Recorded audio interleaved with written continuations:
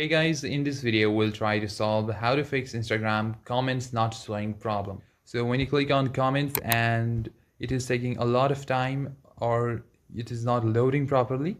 So for that what we'll do is hold on Instagram app for some time and click on icon. After that, go to the storage section, tap on clear cache and tap on clear data. This should solve any glitches occurring in the app. If it still doesn't solve your problem, then literally stick your phone for 2 times and you'll see a small dialog appear. Click on report problem and click on include and continue, and you need to briefly explain what happened or what's not working.